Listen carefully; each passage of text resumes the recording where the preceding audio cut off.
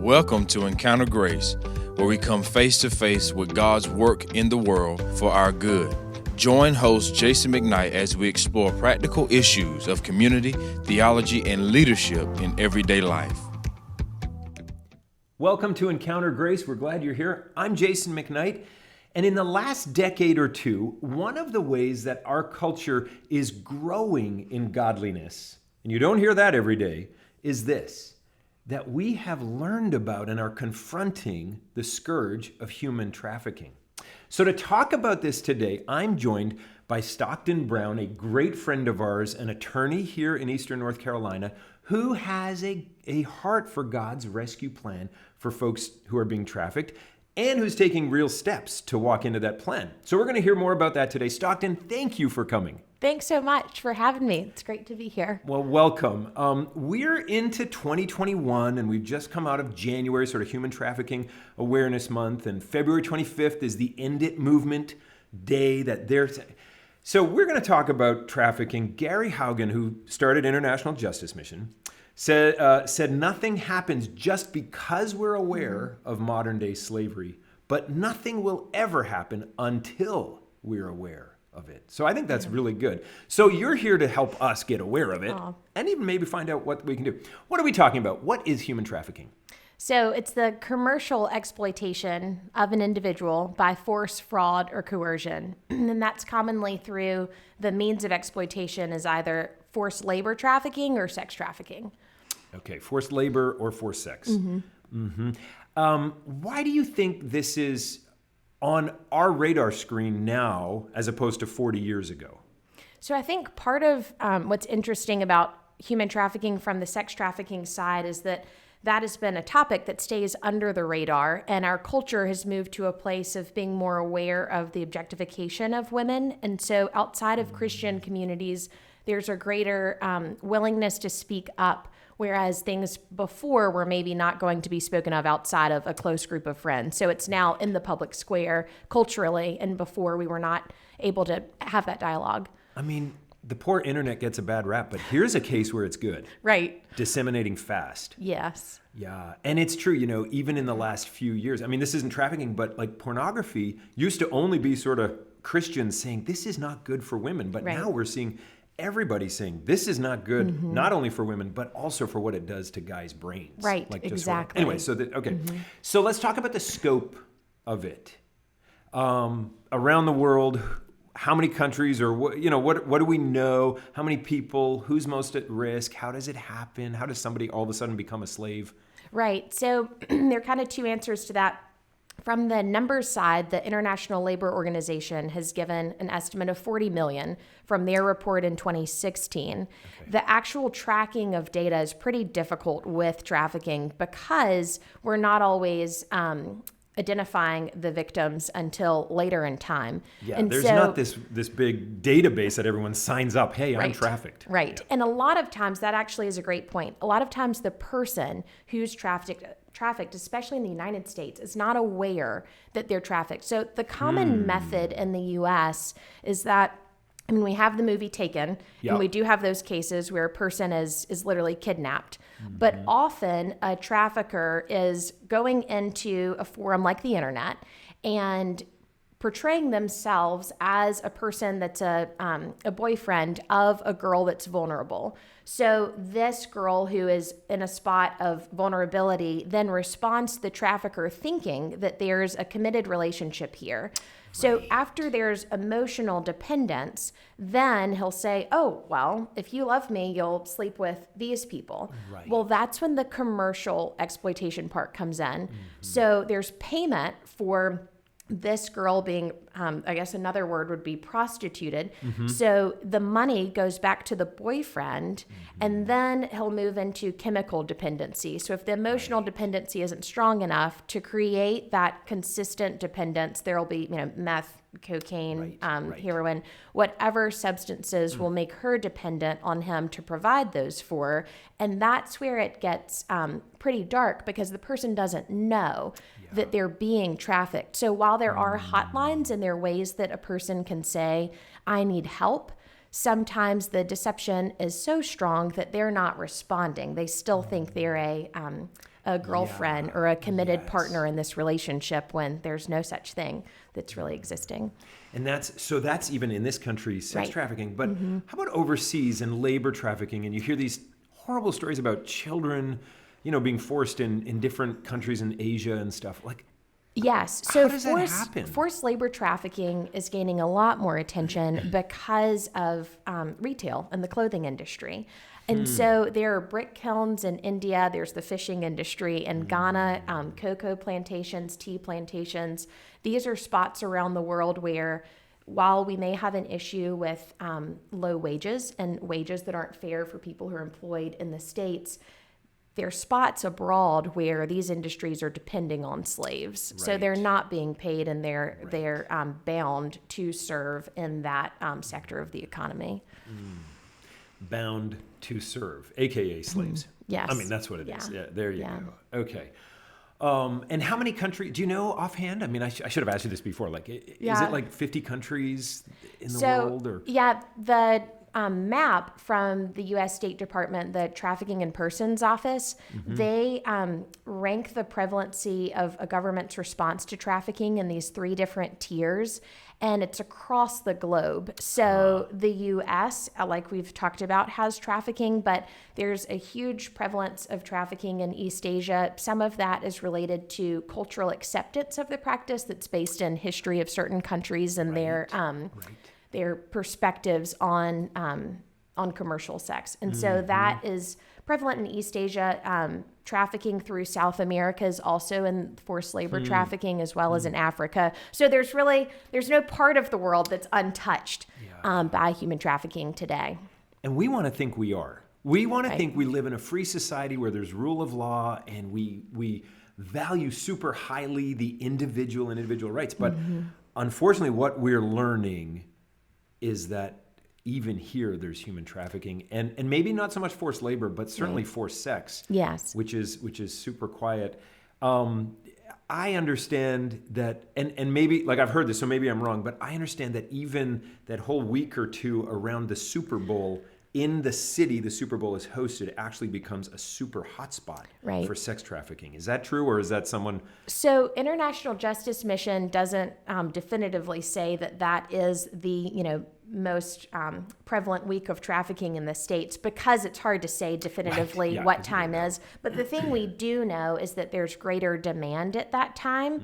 And so part of what is important with trafficking and being aware of it is that it thrives in darkness. So when we look at our nation's history, when we had the slave trade for cotton and for most of the American South, that was in plain sight. And so culturally, there was this divide of who accepted slavery and who didn't. With sex trafficking, it's much more under the radar for the people that are participating in it from the demand side, not from the trafficking side. And so those networks are, they thrive on anonymity in a large sense. And so when you have a gathering that you're going to, and maybe you live in, 10 hours away in a different state, then you can participate in trafficking under the radar at a Super Bowl, when if you were in your own neighborhood, it may be harder. You wouldn't do it. So that's the reason why a spot like the Super Bowl can become a hot spot for trafficking, because of the anonymity of folks who may be participating in it. Wow, it's hard. This is hard to think about. Let's press pause on the issue, and let's talk about you for a little bit, because you've had a heart for this for a long time in your life. You've spoken about really being in middle school and the Lord giving you a heart for this. Tell us a little bit about that story. Yeah, so I was in 7th grade opening the mail at my parents' house, and had this newsletter from International Justice Mission.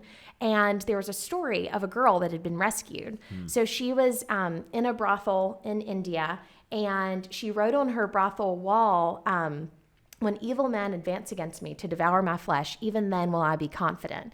And this was written on her wall, and she was rescued by IJM. And she said, "The verse now that I live my life by is, I sought the Lord, and he rescued me, and he delivered me from all my fears. Those who look to him are radiant, and their faces are never covered with shame." And I had just come to know Jesus a few months before. And so I read this story, and I just said to myself, this is what I want to do. I want to speak up for people like this. And so that was really the spark that kind of started this path to law school and then to getting to advocate against trafficking. So where did you grow up? So I grew up on a farm in Gettysburg, North Carolina. That's like a town of less than 1,000. It's a couple hours north of Kinston. Wow. And yeah, kind of up near Roanoke. Yes. Yeah, it's really Lake close to Gaston, Roanoke Rapids yeah. in the Lake Gaston area. We'd always go up there in the summer. It's super close to the Virginia line. Okay. Yeah. Very good. And where did you go to undergrad? I was at Asbury University in Kentucky. Yeah. It's a Christian liberal arts school, and loved my time at Asbury. And that's really the spot that I started seeking the Lord about. Is law school definitely it? Because I had this seed planted in 7th grade, Yep. but a whole lot of years in between. And so I was coming to the end of law school or of college, and was praying one day and said, Lord, I want to give this law school thing to you because I don't want to go this path unless you're calling me to it. Because there are a whole lot of reasons people go to law school, and I wanted to have a pure heart in going. Sure. And so I really just said, I'll give law school back if that's not the thing I'm supposed to do. And in that time of prayer and discernment and talking with a lady at Asbury that had meant a lot to me, I just realized this is a thing God's inviting me into to go with him. So this is not going to be about me. Right, It hasn't been in so many ways. It's definitely had his call and his leading in the whole thing from the beginning. And then you went to law school. Yes. Which one? Regent University School of Law in Virginia Beach. Which is a Christian law school. Yep. And so that probably helped even form your desire to help the Yes. Lord, or to be part of the Lord's work with trafficking. It definitely did. And while you were in law school, you spent a summer internship in 2 places. One of them is Kinston, so Yes. that's kind of fun. So that's how we got to know you several Right. years ago. The other one is India. Tell us about that. So India was phenomenal. I was in Pune, which is a city of 8 million, and we were identifying trafficking victims and rescuing them between Pune and Nagpur, which is at the very center of India. And in that summer, I spent some time with the social workers who were all Indian nationals and the most wonderful, delightful people with amazing hearts for the Lord. And so they invited me to a shelter home where some of the girls had recently been rescued.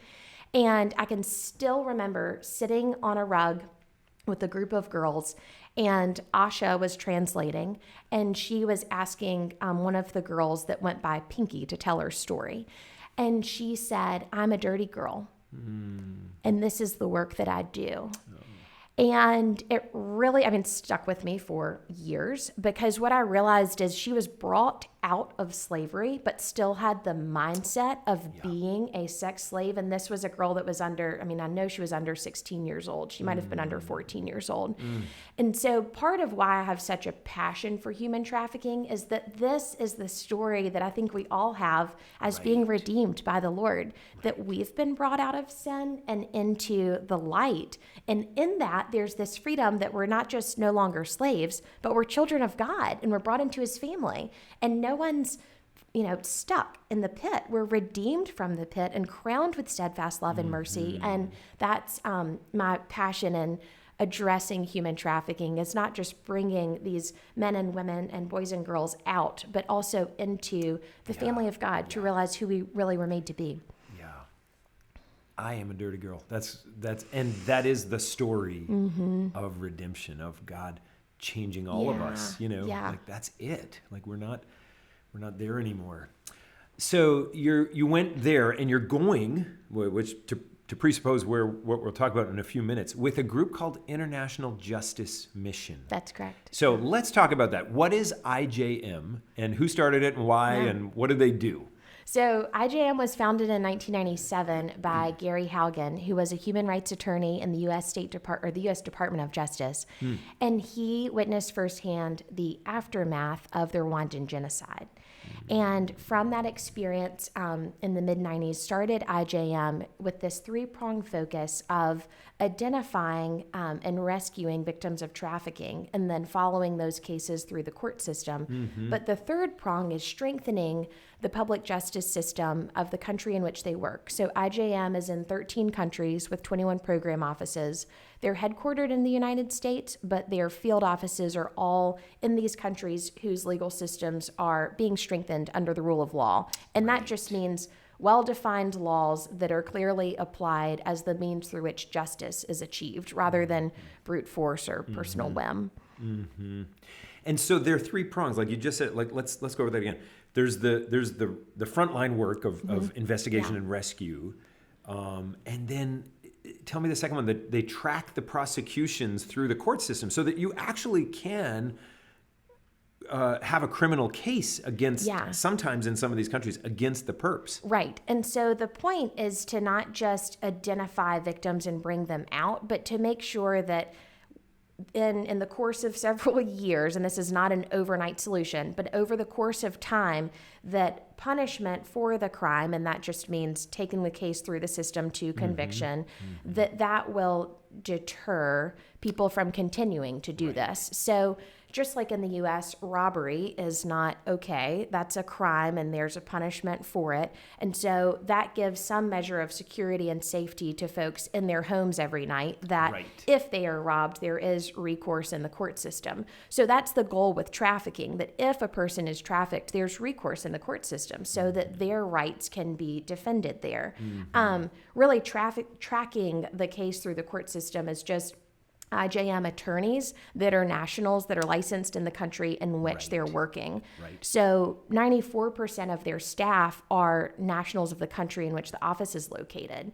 So I'll be going with IJM from the States, but the vast majority of employees with IJM in each field office know the court system. They're licensed there if they're a lawyer, and then they're culturally aware of the dynamics at play from growing up there and having lived their lives in that spot. Yeah. So you'll be there as a servant, really, of what God's already doing there. Let's talk just for a minute about that third prong, strengthening the rule of law in a country. That sounds really good. It's got to be really hard. And what does it mean to have a strong rule of law? So what we hope for, and I think what we've experienced the benefits of to some extent in the United States, is that the powers that control who is incarcerated and who is free is dependent on a system of law that everyone agrees to. That's historically where we've been, that through Congress and having the codification of law and then the courts that interpret it, we have this system where everyone adheres to certain laws being worth following. So honestly, the rule of law is really public trust in the system, that these laws are going to be enforced in a way that every person's equal before the law. Now, while the U.S. has a history in this, we are far, far, far from perfect and actually living we're not out in heaven yet. This system. But the thing about the rule of law in the U.S. that's different from other countries is that we have, one, the laws on the books, but two, the infrastructure. So that's state prosecutors, it's federal public defenders, they are judges that are aware of these laws and the way in which they should be applied.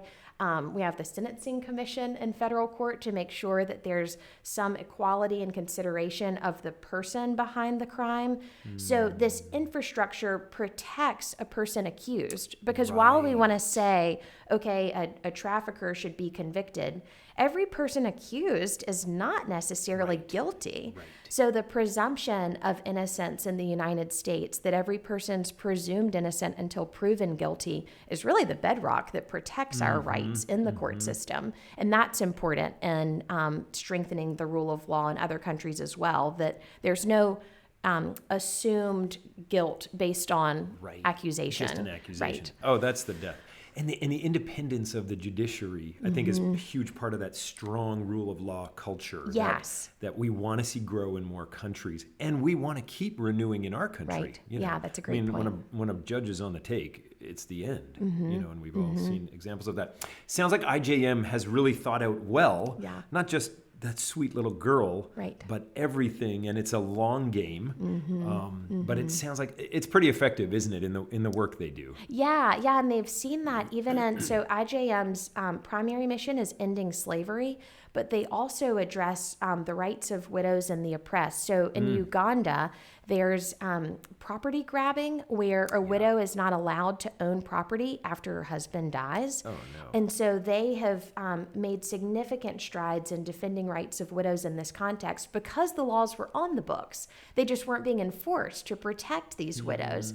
And so some of this strengthening is really just training and equipping those who are already in the system of saying, hey, we've got this here. We just need to work with what we have. Right. So yeah, in the course of, I guess, 1997 was the very start, IJM's made significant strides in helping these different legal systems strengthen.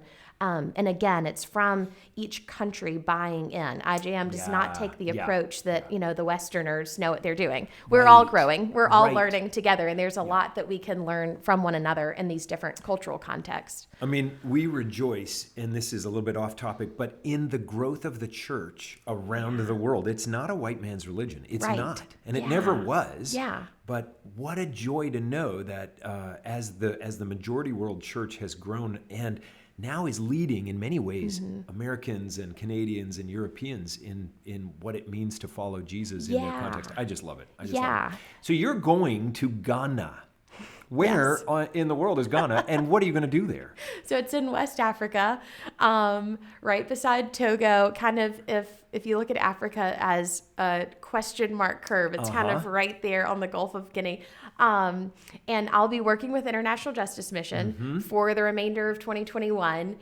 They've targeted forced labor trafficking of kids onto Lake Volta and the fishing industry since 2014, and they're researching expanding their mission in 2021. Okay.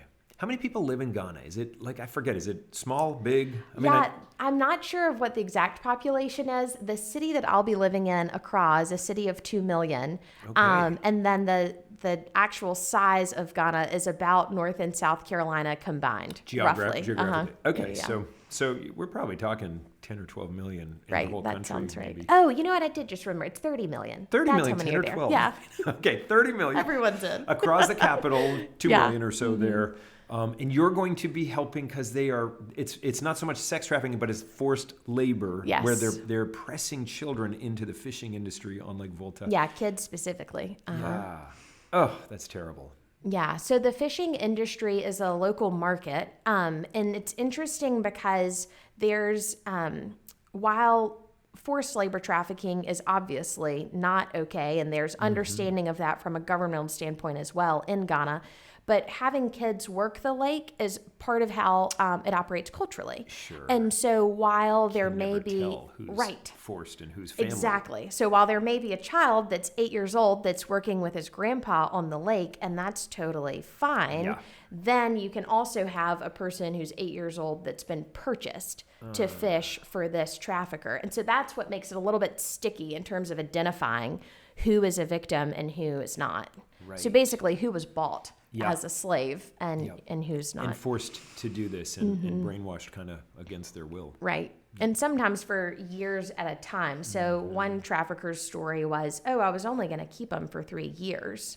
Like that somehow justified, like it was okay because it was just 3 years. And so, there's a lot that plays in mindset into kind of how people find themselves participating in this.